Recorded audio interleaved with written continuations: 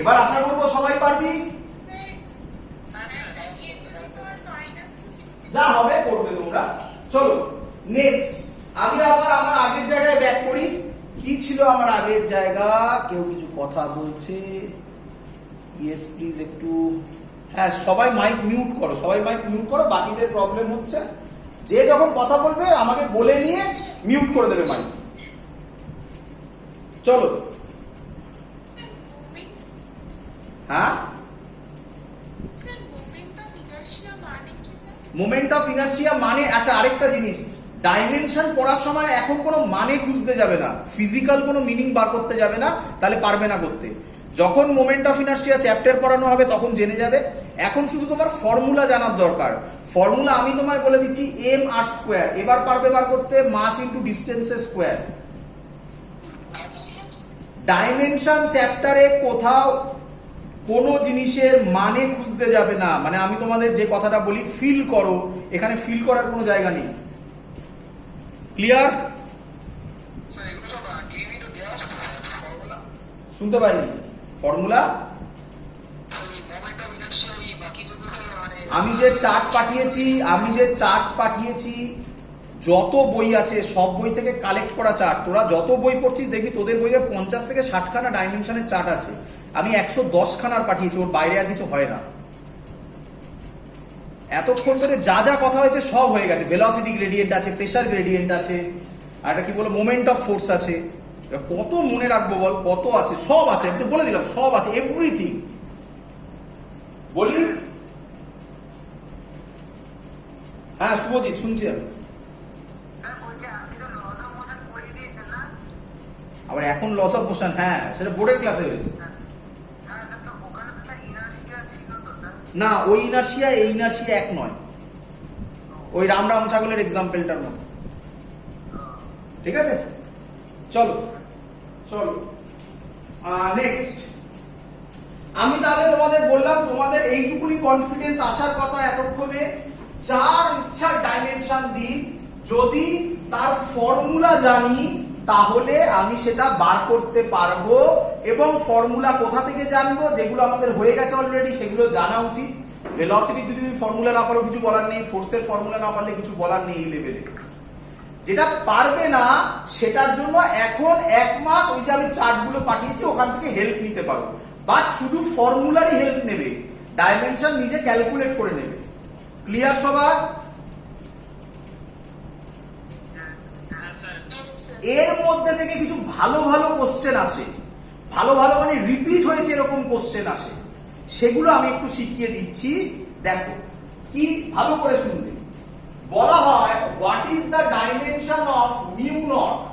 Mu naught কে বলা হয় পারমিটিভিটি অফ ফ্রি স্পেস। এবার তোমাদের কোশ্চেন, স্যার খায় না মাথায় দেয়, কি পারমিটিভিটি অফ ফ্রি স্পেসটা কি জিনিস? ওরে বাবা আমি পালিয়ে যাই, আমি ইউটিউব বন্ধ করে দিই, আমার দ্বারা হবে না, এসব ভাবতে হবে না। এখন পারমিটিভিটি অফ ফ্রি স্পেসের ফর্মুলা আমি জানি, আমি বলতে চাইছি না, আচ্ছা বলে দিই, কিন্তু তোমরা ভেবো না, এখন এসব ভেবো না। কবে করবে? ক্লাস 12 এর প্রথম চ্যাপ্টার, না জানা খুব স্বাভাবিক, কিন্তু তার মধ্যেও তোমরা কিভাবে এগোবে সেই টেকনিক আমি তোমায় শেখাচ্ছি। Formula 1/4 pi epsilon not q1 q2 by r square. Sorry আমি ভুল বলেছি, এটা এপসাইলন নট হবে। এপসাইলন নট মানে হচ্ছে, এটা এপসাইলন বলে পারমিটিভিটি অফ ফ্রি স্পেস। এর ডাইমেনশন কি নোটের মধ্যে দেওয়া আছে, বড় ডাইমেনশন। আরেকটাকে বলা হয়, এটাকে বলা হয় এটা পারমিয়াবিলিটি।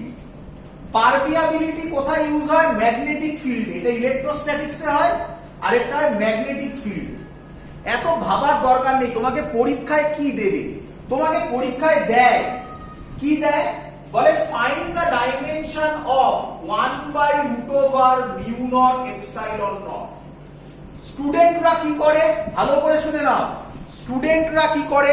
স্টুডেন্টরা বই থেকে মিউ নটের ডাইমেনশন দেখে, লেখে এখানে মিউ নটের ডাইমেনশন, এপসাইলন নটের ডাইমেনশন দেখে, লেখে, ইনটু করে, তারপরে তার রুট করে, করে 1/, করে যে অ্যান্সার আসে সেটা লেখে।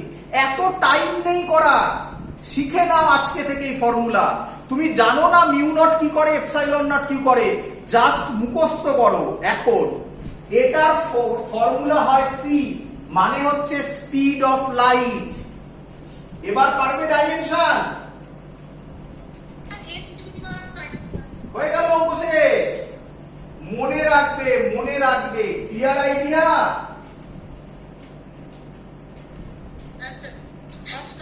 কোন কোন জায়গায় এই কোশ্চেনটাকেই দেয়। 1 মিনিট, কে কি লিখেছে স্যার কেউ একটু বলো না প্লিজ। কি সিলেবাসটা একটু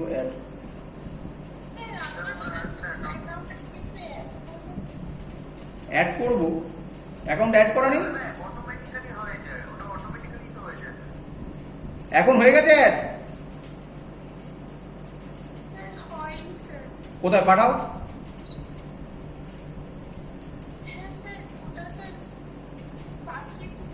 কই আসছে না তো আমার কাছে কিছু। একটা থেকে করো, দুখানা থেকে কেন করছো? দুটো থেকে করো না, একটা থেকে করো। চলো হ্যাঁ চলো। এবার তাহলে এটা মনে রাখবে, সুবিধা হবে। পরে ফর্মুলা তুমি জেনে যাবে, যখন জেনে যাবে তখন করবে সেটা নিয়ে। চলো নেক্সট, ভালো করে শুনবে, মনে রাখার টেকনিক বলছি। পরীক্ষায় কোশ্চেন দেয়, এগুলো নিয়ে ভাববে না। পরীক্ষায় কোশ্চেন দেয়, এটা কিন্তু স্পিড অফ লাইট, আবার কিছু করার নেই, এরকমই দেয়। What is the dimension of, আমি আর লিখলাম না, CR। What is the dimension of CR? C মানে কি? ক্যাপাসিটেন্স। ক্যাপাসিটেন্স। আর মানে কি? রেজিস্ট্যান্স। তাহলে এর সব ফর্মুলা দেওয়া আছে, সেই ফর্মুলা দেখে তোমরা করতে পারবে। ক্লাস 12 এ তোমরা এগুলো শিখবে। এখন সিআর এ তুমি সি এর ডাইমেনশন নিলে আর আর এর ডাইমেনশন নিলে মাল্টিপ্লাই করলে যেটা বেরোবে সেটা শিওর শর্ট টাইম হবে। এবার মনে রাখবে কিভাবে? হ্যাঁ রে, তোরা শুনেছিস আগেকার দিনে যে টিভি গুলো হতো, সেই টিভি গুলোর পেছনে যে স্ক্রিনটা থাকতো, স্ক্রিনের যে পেছনটা থাকতো, সেটাকে বলা হতো সিআরটি। সিআরটি। আরে টেকনিক, টেকনিক, সহজে মনে রাখার টেকনিক। সবার কাছে চার্ট আছে বাড়িতে, স্যার যা বললো ওগুলো দেখে নেবে। সি এর ডাইমেনশন, ওটা ক্যাপাসিটেন্স বলেছি, দেখে নেবে। আর এর দেখে নেবে, মাল্টিপ্লাই করে দেখে নেবে, এটাই আসবে। হ্যাঁ বলছি, সবার কাছে বাড়িতে সি এর ডাইমেনশন আমি পাঠিয়ে দিয়েছি, আর এর ডাইমেনশন পাঠিয়ে দিয়েছি, মাল্টিপ্লাই করে দেখে নেবে স্যার যা বললো ঠিক হলো কিনা। ক্লিয়ার? এগুলো কিছু কিছু জিনিস, এগুলো সব জায়গায় অ্যাপ্লাই করা যায় না। লাস্টে যেটা দিলাম, ওই যে যেটা দিলাম না, 1/√, মিউ নট এপসাইলন নট, প্রচুর দেয় পরীক্ষায়, প্রচুর বার এসছে, ইয়ারে রিপিটেশন এসছে, তার জন্য ওটা বললাম। উপরেরটা কমই দেয়, জাস্ট একটা টেকনিক বলে দিলাম। আর বাকি করতে গেলে তোমাকে শিখতে হবে। চলো নেক্সট। এবারে তাহলে আমাদের এটা বোঝা গেছে। এবার আমরা যেটা বোঝাবো সেটা হচ্ছে, তাহলে এগুলো সব আমি বলতে পারি ডিরাইভড। এবার বোঝাবো সাপ্লিমেন্টারি। সাপ্লিমেন্টারির মধ্যে যারা পড়ে তার প্রথম নাম ছিল অ্যাঙ্গেল, এবং তোমরা ভালোভাবে জানো এটা যদি একটা সার্কেল হয়, এই গেল এটা থিটা, তার ফর্মুলা এটা রেডিয়াস, এটাকে আমরা বলি আর্ক লেন্থ। Arc length. তাহলে ফর্মুলা হয়, থিটার ফর্মুলা হয় আর্ক লেন্থ, একদম। তাহলে ডাইমেনশন হয় 0 নয়, লিখবে, হ্যাঁ লিখবে ডাইমেনশন লেস। তাহলে angle dimension less but has a unit, এবং সেই ইউনিটটা কি? ইউনিট হচ্ছে রেডিয়ান, ডিগ্রি নয়। তোমরা আশা করি সবাই জানো আমরা রেডিয়ানে কাজ করেছি, ডিগ্রি নয়, রেডিয়ান। এবার নেক্সট, সলিড অ্যাঙ্গেল, ভালো করে বুঝবে। গুড। আগে এটা ফিল করিয়ে দিয়ে একটু, সলিড অ্যাঙ্গেলটা কি জিনিস এটা ফিল করে নাও। এটা ক্লাস 12 এ লাগবে, ক্লাস 12 এ। ভালো করে শুনবে সবাই। বাজারে ওয়াটারমেলন কেনা বিক্রি করা দেখেছো? তরমুজ, তরমুজ ভাবো আমি এটা একটা তরমুজ এঁকেছি বা ফুটবল এঁকেছি, কে আমায় বলবে এটা আর এটার মধ্যে ডিফারেন্স কি? এটা হচ্ছে সার্কেল, মানে এটা 2D তে, এটা 3D তে। বলো বুঝলে কিনা? এবার ভাবো, তোমরা আশা করি দেখেছো যে ওয়াটারমেলনটা থাকে, অনেক বাজারে গিয়ে দেখবে ওয়াটারমেলনটার মধ্যে একটু কেটে ওই জিনিসটা এরকম ভাবে ঢুকিয়ে দেওয়া থাকে, গেলে দেখায় যে দেখুন ওয়াটারমেলনটা কত ভালো। দেখেছো সবাই? ওই যে জিনিসটা, তাহলে আমি ওরকম ভাবতে পারি এখানে 3D, কিন্তু আমি 3D দেখাতে পাচ্ছি না বলে 2D মনে হচ্ছে। 3D এখানে এরকম টাইপের একটা জিনিস হয়, কি বুঝতে পারছে কিনা বলো? ভালো করে দেখো, এটার অ্যাঙ্গেল কিন্তু এটা হয় না, এই অ্যাঙ্গেল মানে হচ্ছে এটা, এখানে এরকম একটা অ্যাঙ্গেল হয়, কি বুঝলে কিনা বলো? এটাকে বলা হয় সলিড অ্যাঙ্গেল। আরো সহজ কথায় 3D মানে হচ্ছে একটা প্লেন যখন একটা পয়েন্টে অ্যাঙ্গেল সাবটেন্ড করে তখন তাকে বলা হয় সলিড অ্যাঙ্গেল। আরো সহজ লজিকে সবাই বলে এটাকে 2D অ্যাঙ্গেল, এটাকে 3D অ্যাঙ্গেল। সলিড অ্যাঙ্গেলকে কেউ কেউ বলে 3D অ্যাঙ্গেল। এর ফর্মুলা হচ্ছে,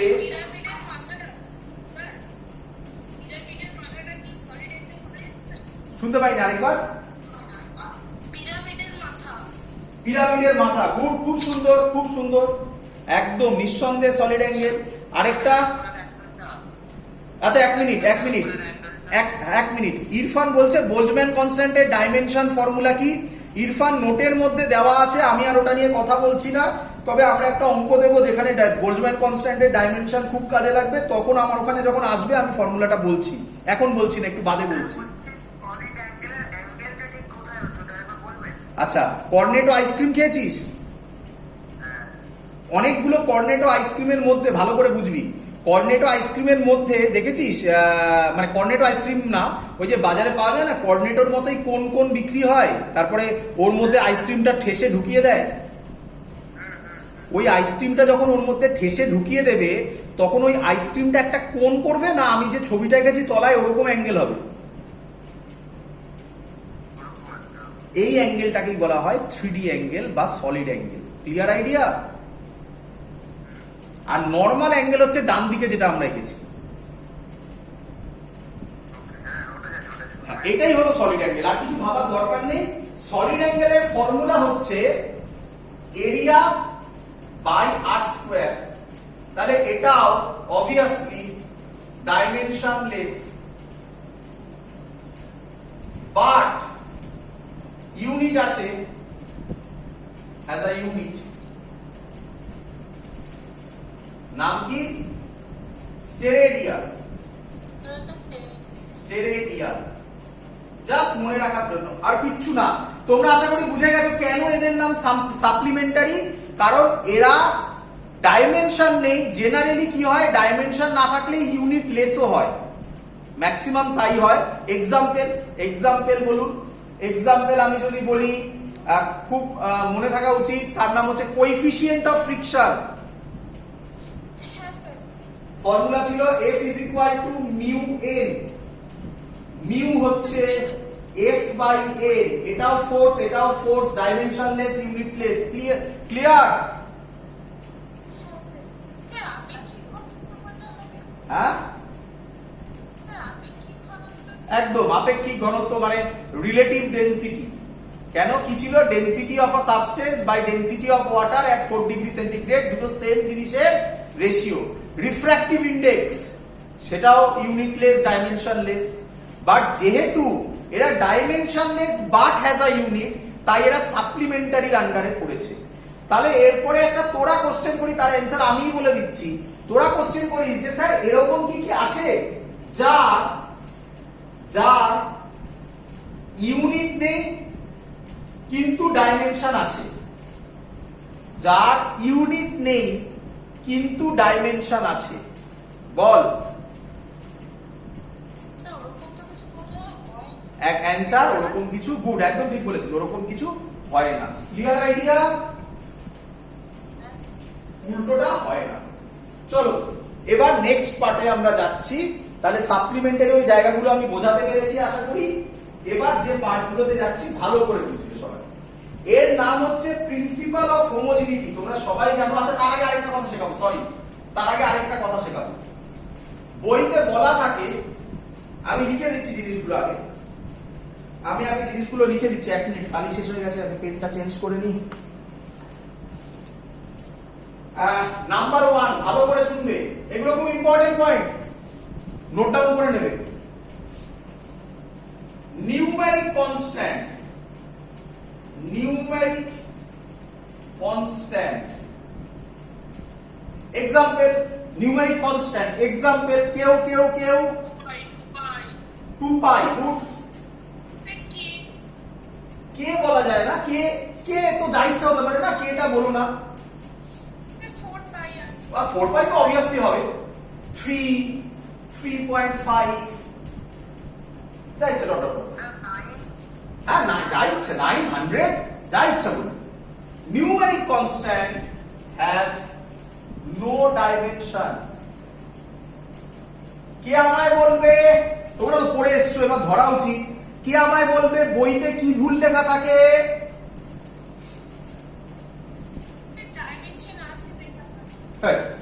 বইতে লেখা থাকে, বলো, বইতে লেখা থাকে কনস্ট্যান্ট হ্যাভ নো ডাইমেনশন। বই কনস্ট্যান্ট মানে নিউমেরিক কনস্ট্যান্টকেই বোঝাতে চেয়েছে। যদি কনস্ট্যান্ট হ্যাভ নো ডাইমেনশন হয়, তার পারফেক্ট এক্সাম্পল আমি তোমাকে দিতে পারি। তোমরা সবাই জানো f ইজ ইকুয়াল টু, এই ফর্মুলাটা তোমরা আশা করি সবাই জানো।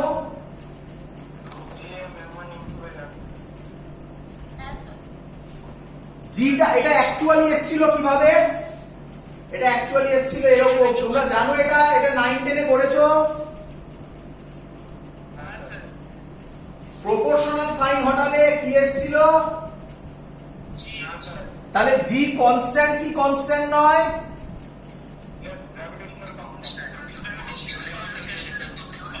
তাহলে জি এর ডাইমেনশন হবে f r স্কয়ার। আমি বলছি এখন আর তোরা মাইক অন করে রাখিস না, বাকিদের অসুবিধা হবে শুনতে। f r square by m1 m2 f l t to the power -2 l square m square. তাহলে আমি লিখতে পারি m to the power -1 l cube t to the power -2। Clear?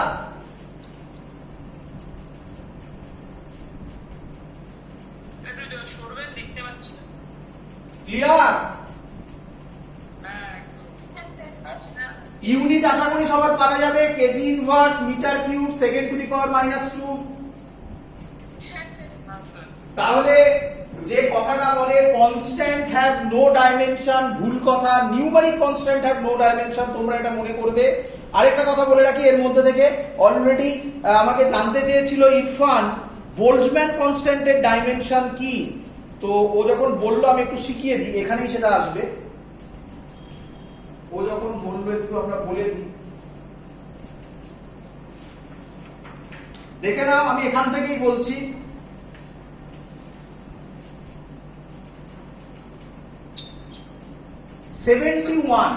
Number 71 Boltzmann কনস্ট্যান্টের dimension 71 এ আছে। বুঝলাম আমি এটা।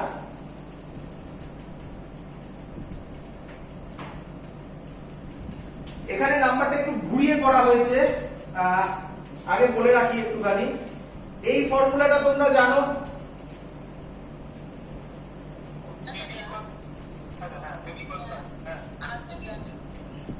অ্যাকচুয়ালি আমি ভুল করলাম, এবার জানো। এন পড়েছিস তো, এন মানে মোল। তাহলে আর এর ডাইমেনশন হবে PV বাই NT। আমি একটু করে দিচ্ছি, ক্যালকুলেশন তোমরা বাড়িতে করে নিও। আমি এখান থেকে এই যে দেখো 70 71 এ করাচ্ছি, জাস্ট আইডিয়াটা দেখিয়ে দিচ্ছি তোমাদের। P মানে প্রেসার, প্রেসার হয় force by area, M l t to the power -2 by l square, মানে M l to the power -1 t to the power -2। Volume হচ্ছে l cube. A number of moles, মানে mole আর temperature মানে theta. Clear?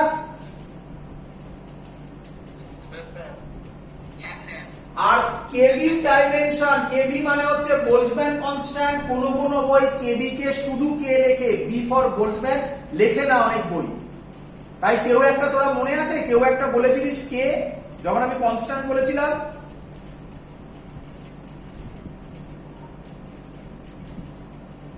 কি রে, যখন constant বলেছিলাম কেউ একটা এখানে কে বলেছিলিস না? কে, কে মানে বোল্টজম্যান কনস্ট্যান্ট হয় বলে আমরা ওটা ধরিনি। এর ফর্মুলা হচ্ছে মোলার গ্যাস কনস্ট্যান্ট মানে আর বাই অ্যাভোগাড্রো নাম্বার, যেটা কিনা হচ্ছে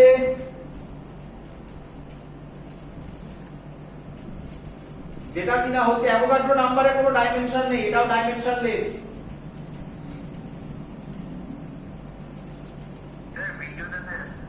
হ্যাঁ, আচ্ছা এটা ক্যালকুলেট করলে হয় L square t to the power -2 mole to the power -1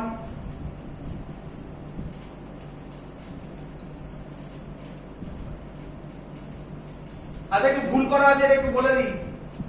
mole to the power -1 theta to the power -1, এটা নোট ডাউন করবে। এটা আমি যে নোট দিয়েছি সেটা 71 আর এটা হচ্ছে 70। এই মোলটা ওখানে লিখতে ভুলে গেছি, আমি যে ভুলটার কথা বলছি ওটাই এখানে করা আছে। এই মোলটা লেখা হয়নি ওখানে, এটা চেঞ্জ করে নেবে। 70 আর 71 এটা চেঞ্জ করবে, বইতে ভুল আছে ওটা ঠিক করে নেবে। হ্যাঁ সেটা ঠিক করে নেবে, বললাম আমি, বলে দিলাম আমি। ক্লিয়ার? চলো চলো এবার নেক্সট লজিক হচ্ছে প্রিন্সিপাল অফ, আচ্ছা তার আগে আরেকটা, তাহলে তোমরা জেনে গেলে numeric constant have no dimension. তাহলে তোমাকে যদি কেউ কোশ্চেন দেয়, ভালো করে শুনবে, হাফ mv স্কয়ার এর ডাইমেনশন কি হবে? তুমি বলবে হাফের কোনো ডাইমেনশন হয় না, mv স্কয়ার মানে l square t to the power -2। Clear? Next খুব important point number 2, trigonometric function. Trigonometric function খুব ইম্পর্টেন্ট পয়েন্ট বলছি। Trigonometric function means sin theta, cos theta, dot dot dot, tan theta, cosec theta, যা ইচ্ছে